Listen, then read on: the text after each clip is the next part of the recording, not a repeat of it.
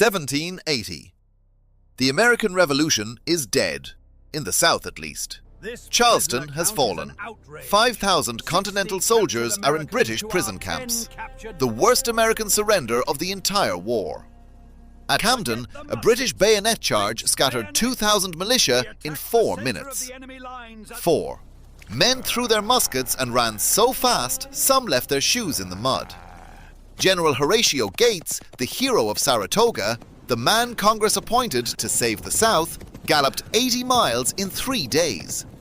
In the opposite direction, on his best horse, without looking back.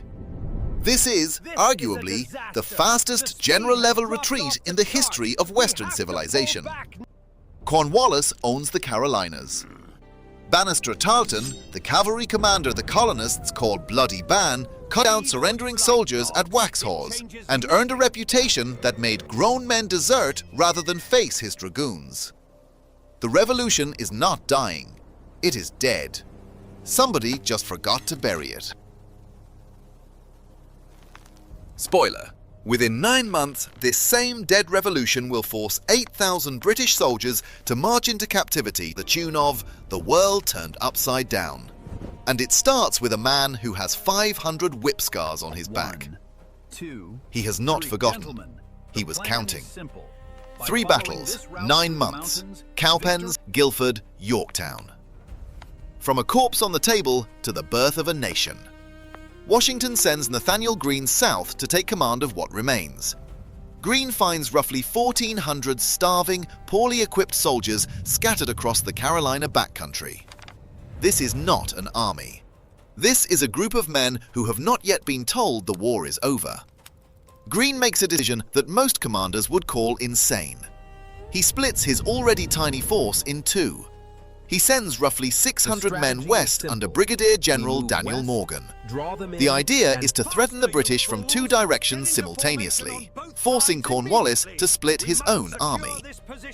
Morgan is not a typical general. No wealthy family, no formal education, no academy training. He grew up dirt poor in the Shenandoah Valley, worked as a wagon driver hauling supplies through the frontier. During the French and Indian War, a British officer ordered him flogged. 500 lashes. The scars covered his entire back for the rest of his life. Morgan reportedly joked that the British still owed him one because the drummer miscounted. Fun fact, a man who jokes about his own flogging is not a man who forgets. When the revolution begins, Morgan shows up with a company of Virginia riflemen and fights in every major northern engagement. Quebec, Saratoga. He takes a musket ball in the neck at Quebec and keeps fighting. By 1780, he carries a deep personal hatred of the British Army and something far more valuable than any textbook education. He knows exactly how ordinary men behave under fire. This is the detail that makes everything possible. Morgan has watched militia units panic and run at Camden. He has also watched riflemen shatter British advances from behind tree lines at Saratoga. He understands the one thing most Continental officers refuse to accept. Militia are not cowards. They are untrained civilians with muskets. Asking them to stand on an open field and trade volleys with British regulars is asking a school football team to hold the line against professionals. The problem is not courage. The problem is competence. Cornwallis sends Tarleton after Morgan with over 1,000 of the best British troops available. Light infantry, dragoons, loyalist regulars. Tarleton is 26, aggressive to the point of recklessness, and has never lost to American militia. Morgan stops at a place called Cowpens, an open cattle pasture in northern South Carolina. His officers are confused. The position looks terrible. The broad river runs 5 miles behind them, cutting off any retreat. Open ground in every direction. No fortifications, no forests for cover, no swamps to slow cavalry. Morgan chose this position on purpose.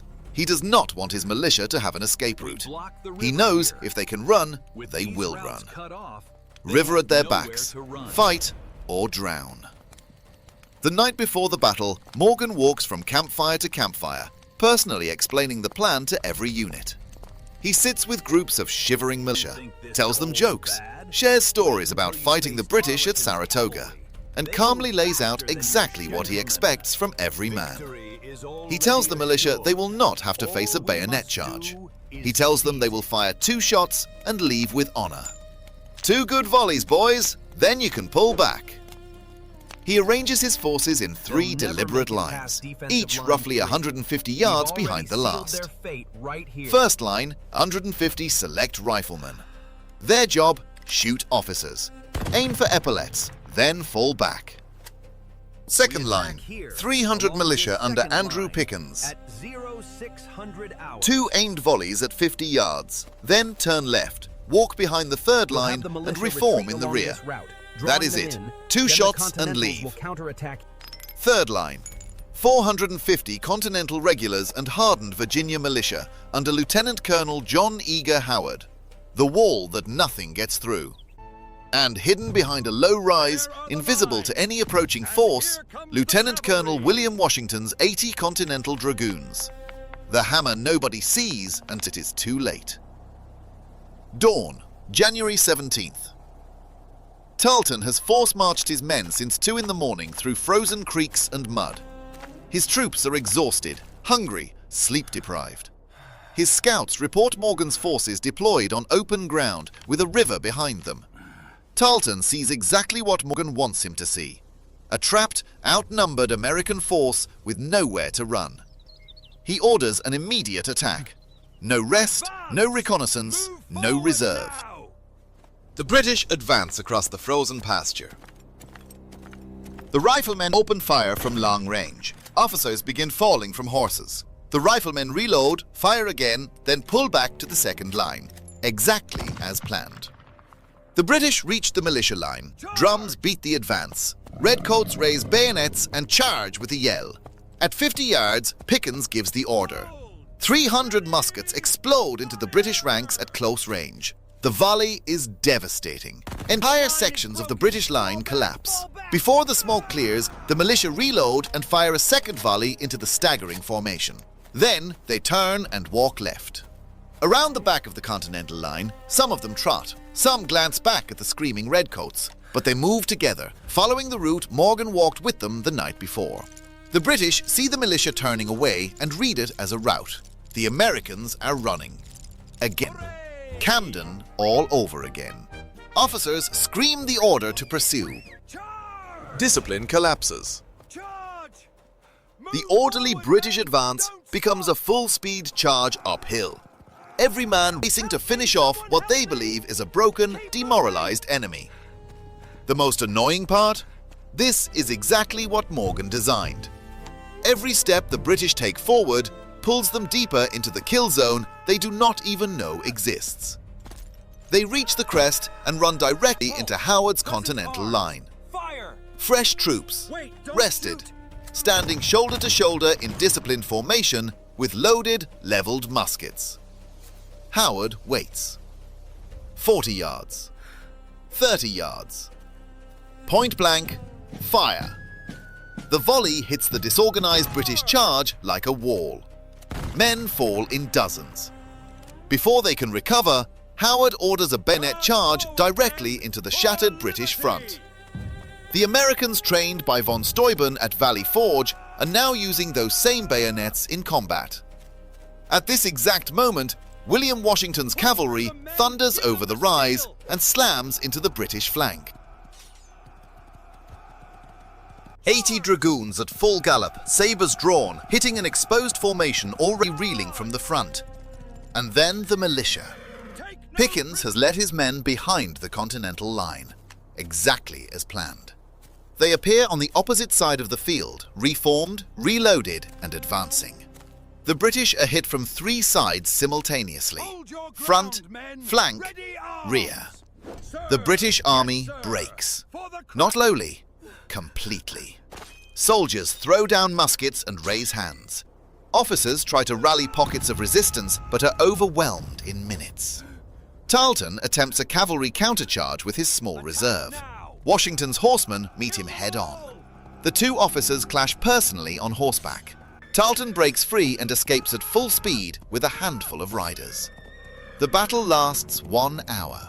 British casualties, over 300 killed and wounded, nearly 600 captured. 80% of Tarleton's force destroyed. American losses, 12 dead, 60 wounded. Credit where it's due, Morgan did not just win. He built a machine where every part did exactly one job, and the enemy's own aggression was the fuel that powered it. The retreat was not a failure of the plan. The retreat was the plan. Military academies still teach Cowpens as a textbook double development. Hannibal did something similar at Cannae, but Hannibal had veteran Carthaginian infantry. Morgan did it with militia who were growing corn 6 weeks earlier. Cornwallis receives the news and erupts. He has lost a quarter of his light troops and his most aggressive field commander in a single morning. His response is born from fury, not strategy. He burns his own baggage train to lighten his army and chases Greene north through the Carolinas. The pursuit stretches his supply lines to the breaking point. Greene retreats. But Greene is not Gates. He does not run.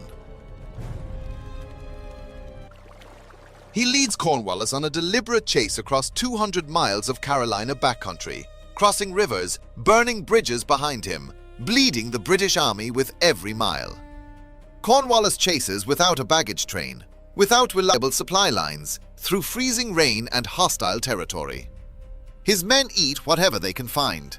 Horses drop. Soldiers desert. By the time the chase ends, the British army that left South Carolina as a professional fighting force arrives in North Carolina as a threadbare column running on anger.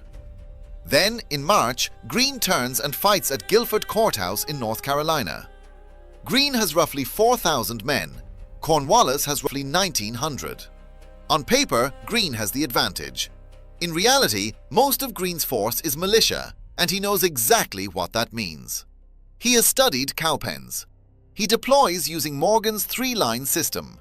Militia in front, Continentals behind. The terrain matters. Guilford Courthouse sits on a wooded ridge. The approach is through dense forest cut by ravines, broken ground where British formations cannot maintain their precise lines. The trees swallow visibility. Units lose contact with each other within minutes of entering the woods.